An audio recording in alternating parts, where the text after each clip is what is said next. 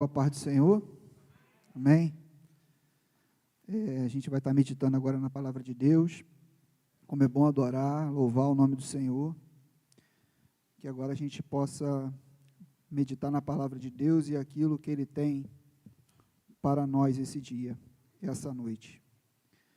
Abra comigo a sua Bíblia, lá em João capítulo 2, Evangelho segundo escreveu João.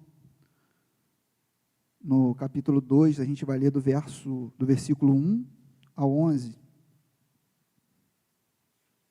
Quem achar diz amém aí. Amém? Bom, é um texto muito conhecido, né? Que vai falar sobre as bodas de Caná da Galileia. E diz assim a palavra de Deus. E ao terceiro dia, fizeram-se umas bodas em Caná da Galileia. Estava ali a mãe de Jesus, e foi também convidado Jesus e os seus discípulos para as bodas. E faltando vinho, a mãe de Jesus disse-lhe: não tem vinho. Disse-lhe Jesus: mulher, que tenho eu contigo? Ainda não é chegada a minha hora. A sua mãe disse aos serventes: fazei tudo quanto ele vos disser. Estavam ali postas 6 talhas de pedra para a purificação dos judeus. Em cada uma delas cabiam 2 ou 3 almudes. Disse-lhe Jesus: enchei de água essas talhas. E encheram-nas até em cima. E disse-lhes: tirai agora e levai ao mestre-sala. E levaram. E logo que o mestre-sala provou a água feita vinho, não sabendo de onde viera, se bem que o sabiam os serventes que tinham tirado a água, chamou o mestre-sala ao esposo e disse-lhe: todo homem põe primeiro o vinho bom, e quando já tem bebido bem, então o inferior, mas tu guardaste até agora o bom vinho. Jesus principiou assim os seus sinais em Caná da Galileia e manifestou a sua glória, e os seus discípulos creram nele. Amém? Só até aí. Senhor Jesus, meu Deus e meu Pai, Senhor, obrigado pela Tua palavra, Senhor, que iremos agora meditar, Senhor, fazer uma reflexão em cima da Tua palavra, Pai, ou melhor, debaixo da Tua palavra, Senhor, sob a Tua palavra, que o Teu Espírito Santo, Senhor, tenha liberdade em nosso meio, que o Teu Espírito Santo, Senhor, venha, Pai, fazer a Tua obra. Pai, somos um canal e um instrumento de Ti, Senhor. Sou apenas um instrumento, um canal de Ti nesse lugar, Pai. Fala, Senhor, aos Teus servos, fala aquilo que, Pai, precisamos, necessitamos ouvir, e não aquilo que somente queremos ouvir, e aquilo que venha satisfazer ao nosso ego, Senhor. Não, mas queremos ouvir a Tua voz nesse lugar. Fala conosco, em nome de Jesus, amém. Amém? Bom, esse é um texto muito conhecido, inclusive é o texto que foi ministrado no meu casamento, pelo pastor José Francisco, sobre as bodas de Caná da Galileia, uma festividade que estava acontecendo naquele lugar, um casamento. E o que chama a atenção logo no início, ao ler esse texto, é que teve um problema ali. E qual foi esse problema? O que faltou nessa festa? Faltou o vinho. O vinho, para os judeus, ele tem uma simbologia, né? A gente, na Santa Ceia, a gente vê o vinho como se fosse o quê? O sangue de Cristo. O vinho simbolizava a alegria. Faltar o vinho naquela situação, naquele contexto, não era como se faltasse o refrigerante do aniversário. O filho de Vani casou ontem, não foi? Quanto tempo durou a festa? A festa de um judeu era em torno de 7 dias, 8 dias, a festa era prolongada, semanas, né? Uma semana, 7 dias, 8 dias, era longo o negócio, e o texto diz para a gente, nos revela que faltou o vinho. Então, faltar o vinho é como faltar o refrigerante no aniversário. Eu trabalhei como garçom na minha juventude, na minha adolescência, 17 para 18 anos, eu já trabalhava com os meus avós, meu avô, meus pais, meus tios, meu pai, meu tio, Então, a família toda é relacionada com buffet. E a gente, quando vai trabalhar em buffet, a gente sabe que é tudo contado, né?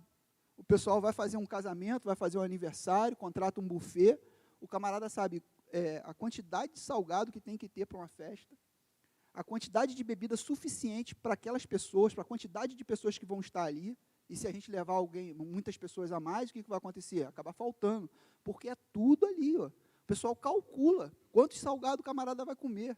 O camarada vai comer, sei lá, em média, come quantos? 10 salgados? Não sei, 7. Agora eu não lembro mais, mas na época eu sabia. Refrigerante, quantos copos de refrigerante uma pessoa bebe? E assim, e teve um momento desse, numa festa dessa, que eu não lembro se foi um casamento ou se foi um aniversário, que aconteceu isso. Faltou refrigerante. Eu não sei se foi aniversário de 15 anos, se foi não lembro. Faltou, eu estava trabalhando, aí veio lá, aqui falou do mestre-sala, né, que aí veio a pessoa que era responsável pelo evento e falou, para de servir o refrigerante, que vai acabar. E vai acabar o refrigerante, não vai dar tempo, porque eu não tinha cortado o bolo ainda. E tem que ter o refrigerante quando vai cortar o bolo. Tem que separar. Eu falei, e agora? Aquele tumulto, sabe? E o pessoal, não, leva uma rodada de água. Enche os copos aí de água e vamos dar uma rodada de água, mas refrigerante não serve. Parou, acabou, não tem. Vamos segurar, porque senão vai acabar. Você vê, o máximo que pode acontecer é a pessoa sair falando, reclamando, né? Fala, fui lá, acabou o salgadinho, cheguei atrasado, sei lá, acabou. A pessoa vai reclamar, mas, enfim, a festa ela vai fluir. Mas aqui faltou o vinho nesse contexto. E faltar o vinho é faltar alegria. De repente, naquele contexto, uma falta de compromisso daquele homem, daquele noivo. Você imagina o constrangimento da noiva e da família da noiva, aquele homem deixar faltar o vinho na festa, nas bodas. O pai dessa noiva deve falar, esse camarada não pode casar com a minha filha. Imagina como que ele vai sustentar, como ele vai deixar faltar, está deixando faltar o vinho, vai deixar faltar tudo para ela também. Ou seja, não é só uma questão de faltar o alimento, uma questão de faltar o vinho. Tem outras questões também por trás disso. E o que me chama a atenção nesse texto, quando Deus, é porque às vezes a gente passa batido, mas quando a gente vai na profundidade da palavra, diz o texto que Jesus ele transforma a água em vinho. Ou seja, ele transforma não apenas a questão visual, a cor, o sabor, o cheiro. Água não tem cheiro. Água não tem sabor. Nós cantamos aqui a doce água. Eu falei, poxa, botaram açúcar na água. Mas Deus transforma, Deus faz isso, Ele transforma, Ele muda.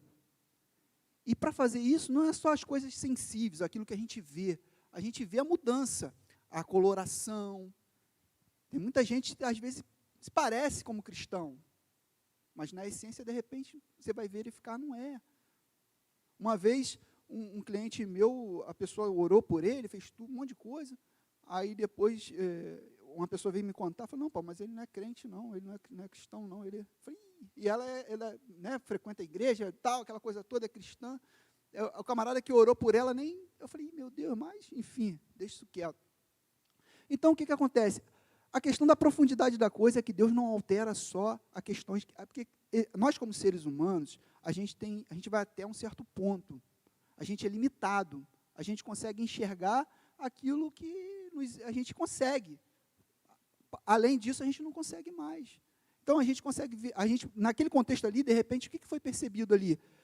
O mestre-sala, vocês conservaram o bom vinho, ou seja, o gosto, a gente consegue perceber, né, a questão do paladar, da visão, você consegue, o cara transformou água em vinho, mas ele vai muito além disso, muito além das aparências. Jesus, ao fazer isso, ele está mudando uma estrutura. Ele não está mudando só a cor, o paladar, o cheiro, não, ele está mudando a estrutura. Você transformar H2O, que é a fórmula química da água, em vinho, o vinho ele é rico em glicose. Aí você vai para a fórmula química da glicose. O que é a glicose? C6H12O6. O cara transforma H2O em açúcar, em glicose. Ele transforma H2O, porque o vinho ele é ácido. Há uma complexidade no milagre de Deus, nesse milagre, em outros, há uma complexidade que a nossa mente, às vezes, não consegue captar.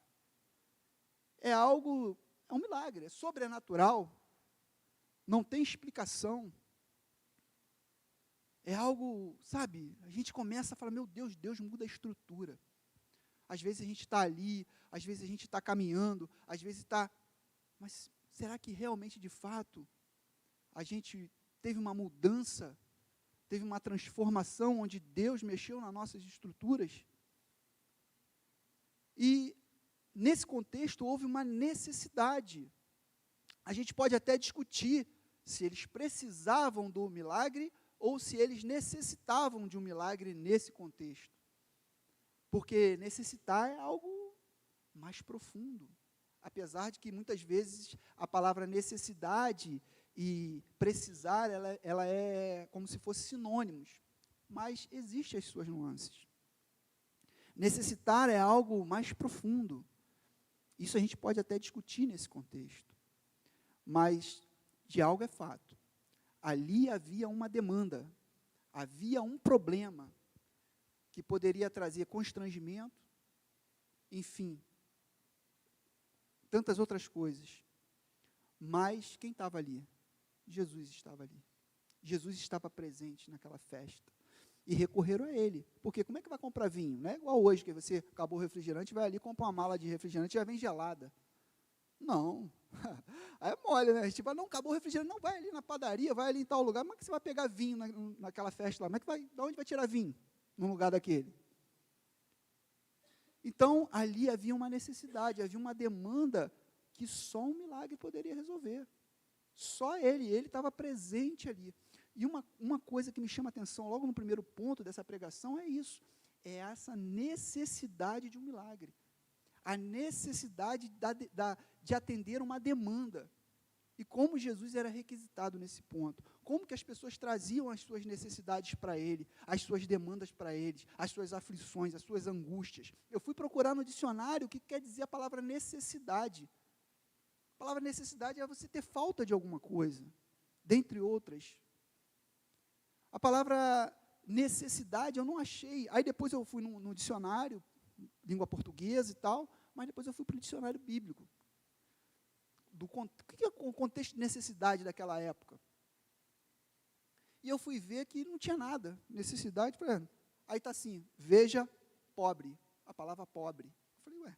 Aí eu fui lá na palavra pobre, ver o que significa a palavra pobre, lá naquele contexto.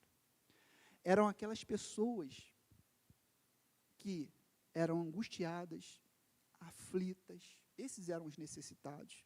Necessitados, aí estava lá, eram os aflitos, eram aqueles que estavam sendo angustiados, parecia perseguições, aqueles que não tinham nada, que não tinham posse, que não tinha terra, que não tinha o que comer. Esses eram os necessitados. E esse foi o primeiro milagre de Jesus. E aí, depois nós temos uma sequência. Então, essa relação da necessidade, da demanda humana por busca, né, de ser atendido à sua demanda, de ter a sua necessidade, aquilo que falta, aquilo que... Não é porque necessidade e precisar é diferente. Por exemplo, eu estava com um celular, só para a gente entender, eu estava com um celular caidinho. Pô, a memória já estava eu falei, meu Deus, como eu tenho muita gente, né, cliente, um monte de coisa, eu falei, pô, preciso de um celular com mais memória. Mas esse aqui ainda serve, está quebrando um galho. Ou seja, não era um estado de necessidade, uma coisa que eu vou perder, não, dava para levar. Ou seja, eu precisava de um melhor, mas aquele ainda quebrava um galho. Mas existem coisas que não tem como. Como que você vai falar para uma pessoa que não tem o que comer? Ele está numa necessidade, não tem onde dormir, não tem, é uma necessidade. Então, isso me chamou a atenção, porque vejamos alguns milagres de Jesus. Mateus, capítulo 8, vai dizer assim, ao descer do monte, grandes multidões o seguiam, E eis que um leproso aproximou e se prostrou diante dele, dizendo: Senhor, se quiseres, tu podes purificar-me. Jesus, então, estendeu a sua mão e tocou, dizendo: quero ser limpo. E imediatamente ele ficou limpo da lepra. Então, quer dizer, ele tinha uma demanda. E a pessoa ser um leproso naquele contexto, naquela época, a gente pode falar de discriminação, a gente pode falar de tudo, um monte de coisa que ele sofria. Além de estar apartado da tua família, porque o leproso ele não convivia com todo mundo. Ele ficava apartado, tinha um local para ele ficar. Então, ele ficava lá, separado da sua família, daquelas pessoas que ele ama. O leproso, nesse contexto, era isso que acontecia. Andava com sino, onde chegava tinha que ficar com sino lá para poder as pessoas saírem de perto. Você imagina isso para a pessoa. Imagina isso para a família da pessoa. Viver isso. E Jesus cura esse cego. Ele traz uma demanda para Jesus. Ele reconhece, ele vê em Cristo a oportunidade de ser curado. E ele fala: se quiseres, pode me fazer limpo. E Jesus fala para ele: eu quero. Esse é um dos milagres. As pessoas traziam demandas. A cura do servo do centurião. Quando ele entrou em Cafarnaum, nós conhecemos a história. Ele vai até Jesus e pede a Jesus: Jesus, Senhor, o meu servo está lá, está enfermo, paralítico, está atormentado. E Jesus faz o quê? Jesus: não, eu vou lá curar. E ele fala o quê para Jesus? Não precisa o senhor ir lá, eu não sou digno que o senhor entre lá, que o senhor vá até lá. Basta uma palavra do Senhor e meu servo curará. E ele fala o quê para esse centurião? Vai, seja feito conforme a tua fé. E aí tem outros milagres, outras demandas, como que eu poderia citar várias. A cura da sogra de Pedro. Entrando Jesus na casa de Pedro, viu a sogra deste acamada e com febre, tocou-lhe a mão e a febre deixou. E ela se levantou e os servia. Chegada a tarde, trouxeram-lhe muitos endemoniados, e ele os e ele, com sua palavra, expulsou deles os espíritos, e curou todos os enfermos. Isto aconteceu para que se cumprisse o que fora dito, por intermédio do profeta Isaías: ele tomou sobre si as nossas enfermidades, e levou as nossas dores. Olha quanta demanda era trazida diante de Cristo, e ele curava, e ele transformava, e ele fazia, e ainda faz. Bem, entrando ele no barco, e seus discípulos o seguiram, e de repente uma grande tempestade se levantou no mar, de sorte que o barco era coberto pelas ondas, mas ele dormia. Mas os seus discípulos chegaram-se a ele e o despertaram, dizendo: Senhor, salva-nos, estamos perecendo. E ele lhe disse: por que temeis, homens de pequena fé? Então, levantando-se, repreendeu os ventos e o mar, e ele se fez grande bonança. Aqueles homens se admiraram, dizendo: quem é este homem, que até os ventos e o mar lhe obedecem? E aí traziam endemoniados, traziam paralíticos. Havia uma mulher com fluxo de sangue há mais de 12 anos, procurou por um lado, procurou por outro, resolver o seu problema e nada, até o momento que ela teve um encontro com Cristo. Até o momento que ela teve a oportunidade. E quando a gente para analisar, ela já tinha feito de tudo, e nada adiantava. Uma mulher com fluxo de sangue naquela época era considerada impura. Também sofria várias discriminações. E aí ela tem essa oportunidade. E ela se agarra, e ela vai até a Jesus.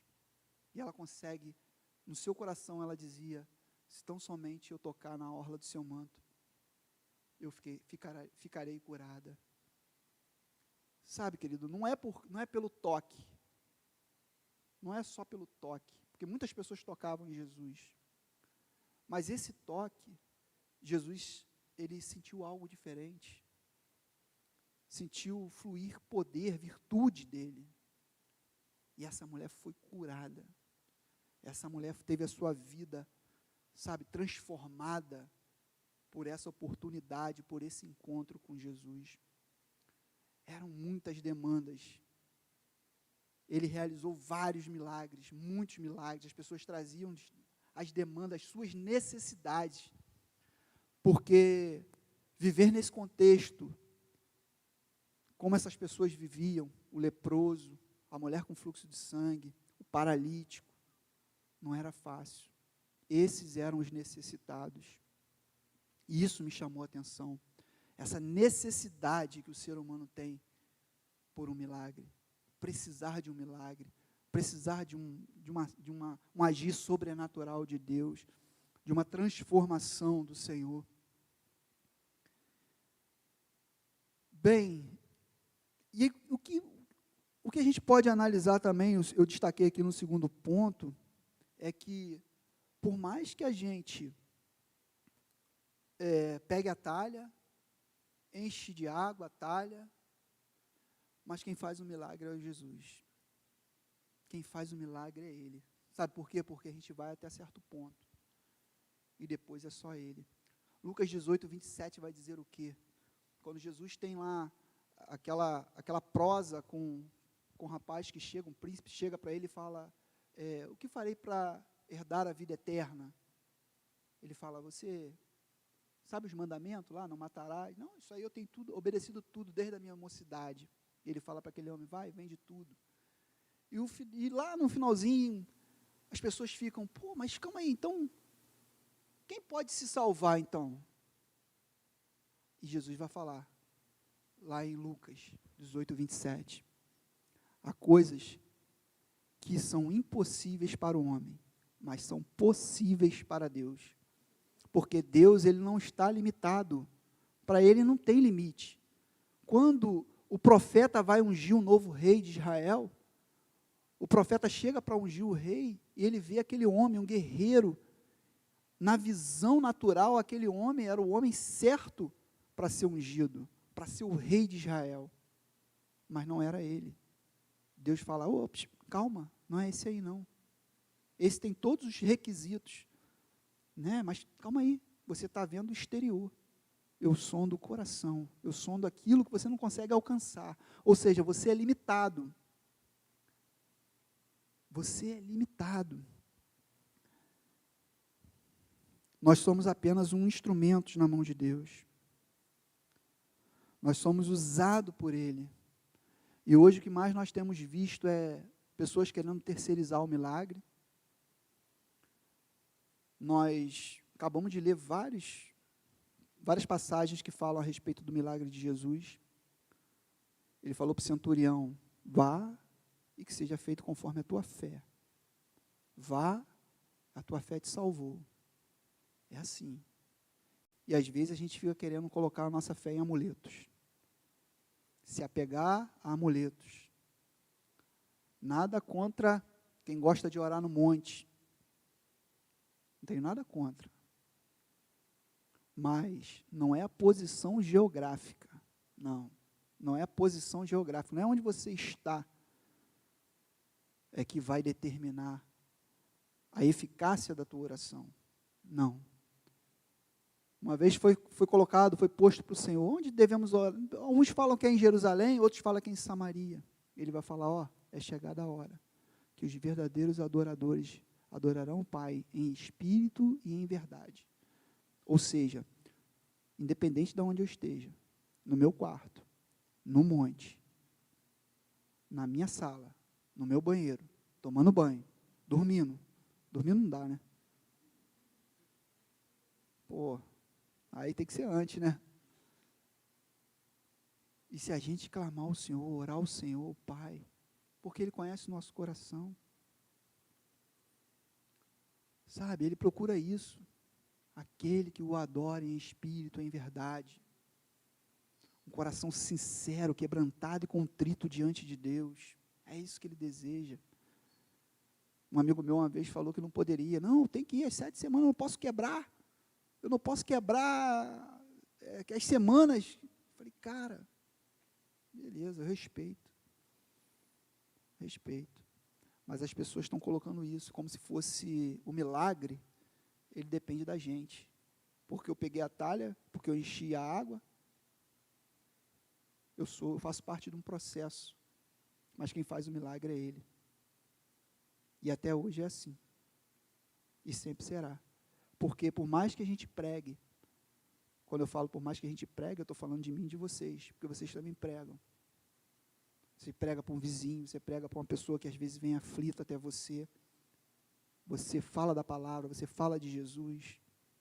Mas quem faz mesmo o processo de conversão, claro, é mediante ouvir a palavra de Deus, mas é o Espírito Santo de Deus que vai fazer a obra. Não somos nós. Nós somos instrumentos. Então as pessoas estão atrás disso, de movimentos, sabe, de nada contra a campanha também, mas as pessoas colocam a sua fé naquilo. A relação com Deus e a sua fé está pautada não em Cristo, mas em amuletos, em o que eu posso fazer para obter um milagre. Sabe, isso é perigoso. Pessoas colocando... Uma vez eu falei para um amigo, falei, rapaz, se a sua fé depende de quanto você vai colocar lá, o pacto que você vai fazer, meu irmão, cuidado. Você acha que eu devo pagar a cirurgia do meu filho, que custa R$6.000, ou depositar no altar, que não sei o quê? Eu falei, cara, se eu fosse você, eu pagaria a cirurgia do teu filho. Coloca a sua fé nele. As pessoas querem barganhar, querem, sei lá, querem manipular, querem agendar o milagre. Sabe o que é agendar o milagre?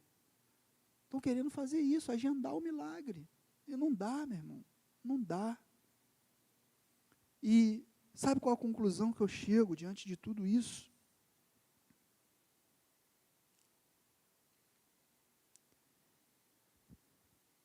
Os discípulos creram nele, depois desse sinal que ele fez, de transformar a água em vinho. Os discípulos creram nele. Jesus estava presente na festa, no casamento, nas bodas, por isso não faltou vinho. Jesus estava no barco, quando teve a tempestade, por isso eles não foram naufragados, porque Jesus estava presente. As pessoas tiveram a oportunidade de, ao vê-lo passar, falar, é a hora, é agora, e foram curados e transformados, porque ali estava a presença de Cristo, ali ele passou, ali ele estava presente. E a conclusão a que eu chego é que o maior milagre nós já temos, que é Ele, é a presença de Cristo, é a presença do Espírito Santo na tua vida, é a presença do Espírito Santo na minha vida. Esse é o maior presente que nós temos. Ele é o maior milagre. Um menino que nasceu, onde os profetas profetizaram, como nós lemos, que ele levaria todas as nossas dores e enfermidades. Inaugurou um novo tempo. Viver uma vida sem Jesus, eu falo sem medo de errar, é viver uma vida de morte. Não estou falando apenas de morte física, porque essa é certa para todo mundo, se Jesus não vir antes. Todos nós morreremos. Além da morte física, é morte espiritual. Ele é a nossa maior necessidade. Pode faltar tudo, mas que não falte Cristo no nosso lar, que não falte Cristo na tua casa, que não falte Cristo em você, que você se deixe ser trabalhado pelo Espírito Santo de Deus, que Deus possa fazer um mover dentro de você, na tua vida, uma transformação real, verdadeira, na estrutura, não apenas na nossa aparência, mas no nosso interior, no nosso coração. Isso só o Espírito Santo de Deus pode fazer. Não tem como a gente... eu lembrei de uma passagem bíblica que vai falar sobre o Sermão da Montanha, no capítulo 5, que vai dizer, o capítulo 5 vai dizer, bem-aventurado os pobres de espírito. Bem-aventurados os pobres de espírito, porque deles é o reino de Deus. Pobre, como eu falei, é aquele necessitado, é aquele aflito, é aquele que não tinha nada. O básico para a sobrevivência, para viver.